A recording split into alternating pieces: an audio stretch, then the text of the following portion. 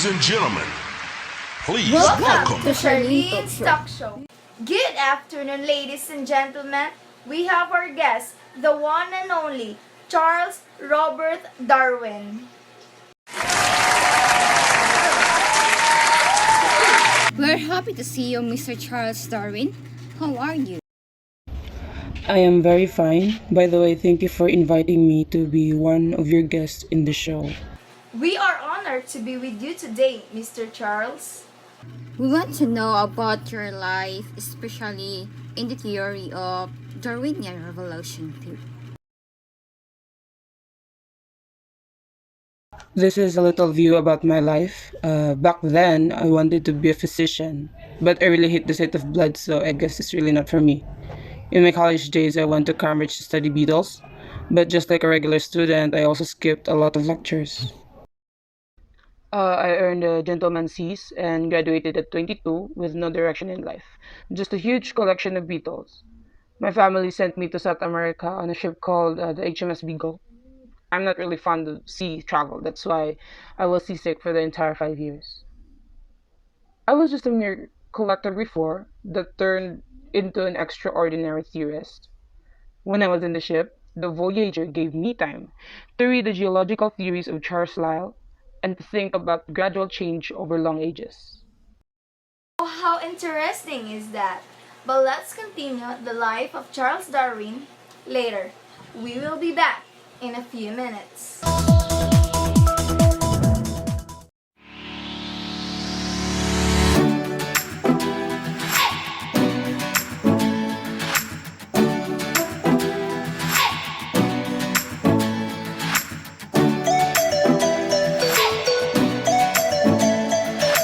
Hi!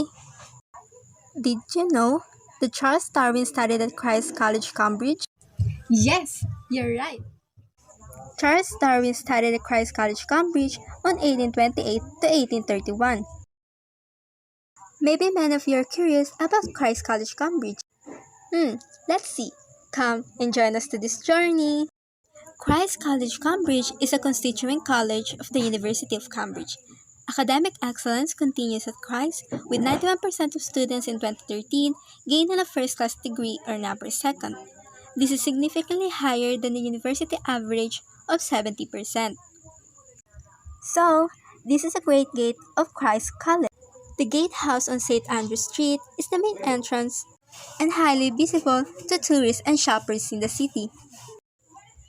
This is the chapel of Christ College. It stands in the first court at the heart of the college as a place of worship, reflection, and inquiry.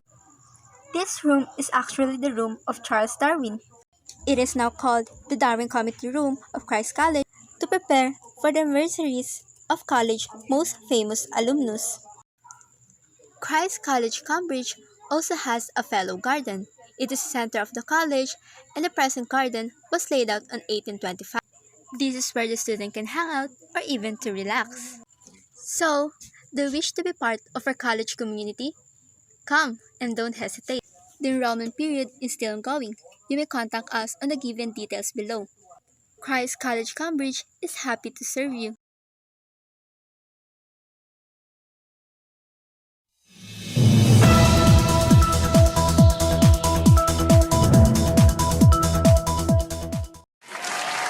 Welcome back to Charlene's Talk Show. Hi, partner. How are you? I'm so glad, partner. Especially we have new guests for today's episode. Me too, partner. You know what, partner? In every episode, I felt so excited and overwhelming at the same time. Absolutely, partner. I have that gut feel also.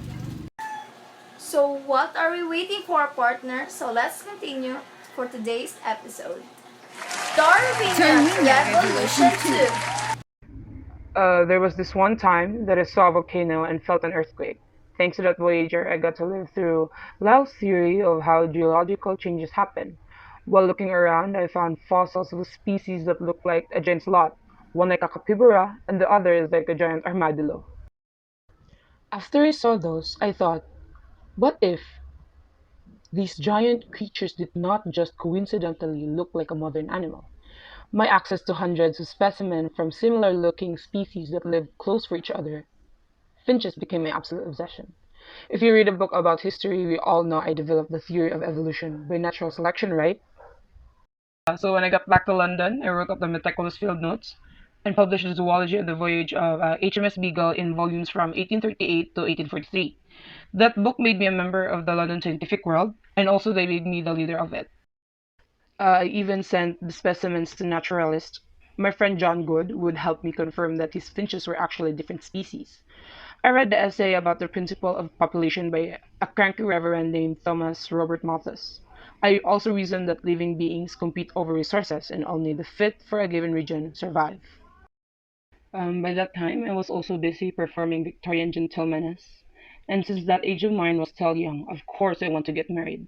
I married his cousin Emma Wedgwood in 1839. We had babies, of course, and moved to a manor in Kent. I didn't completely publish the book I wrote because I have been experimenting through breeding of pigeons in order to understand artificial selections or how humans design organisms. I made my theory, wrote it, and I sent it to my friends to ask for some advices about it, but I didn't publish it. I wanted to wait until I had incontrovertible proof about my theories. I also want to share this, I guess. It was in 1858. I received a letter from my friend Alfred Russel Wallace. Wallace, my friend, had also discovered natural selection. We published a joint letter in the Journal of the Proceedings of the Linnean Society of London. I wrote a compelling 500-page book detailing his theory. They say my writing is influenced by Malthus. You guys might see it too. Everyone is not perfect, and so is my theory. I also included a chapter on the difficulties facing natural selection. Some people call me genius. Please, I'm a humble person. That's why I don't claim myself to be a genius.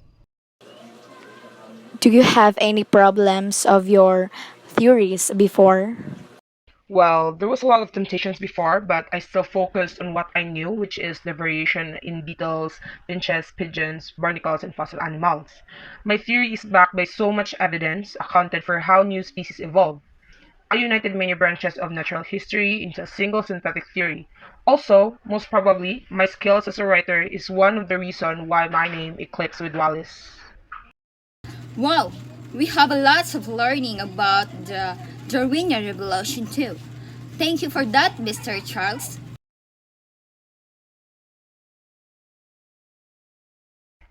Thank you very much also, and it was my pleasure. While we're at it, let's all first welcome Mr. Alfred Russel Wallace. Nice meeting you, Sir Wallace. Hello to the both of you and have a good day too. Actually, I'm so happy because I became part of this show and it's so nice to be here with my friend Darwin. Hi, sir. Are you handsome? Yes, yes, of course. You know, I fit in everything.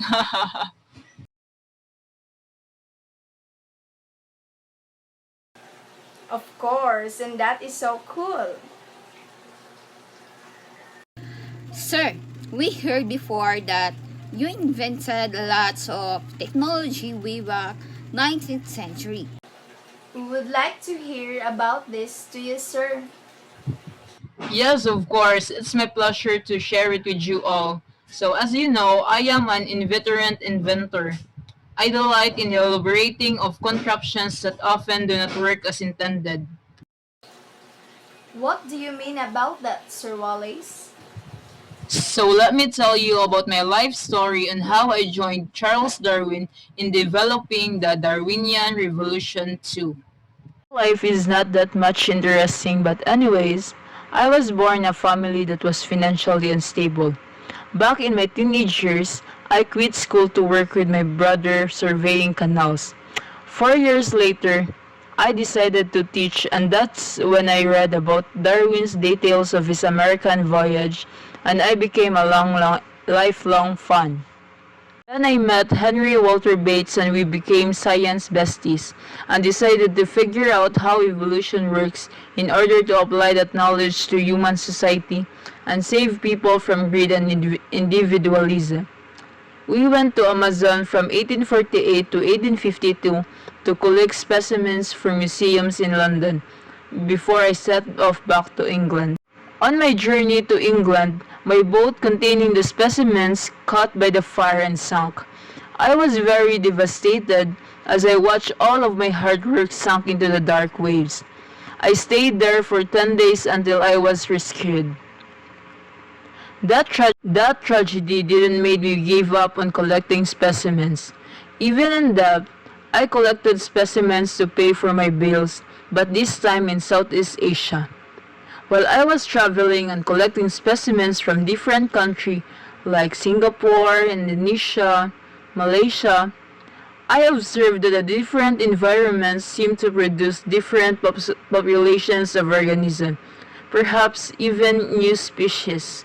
But unfortunately, I got sick and I need to stay in my bed. While being bedridden, I suddenly recalled the essay of populations by Malthus, and an entire theory clicked into place. And I thought Charles Darwin would be interested in this theory when we wrote a joint letter in the Journal of the Proceedings of the Linnean Society of London. After my joint paper with Darwin, I continued to work in Southeast Asia until 1862 and published my own work, which is the Malay Archipelago, in 1869. Oh, what a wonderful moments with you both.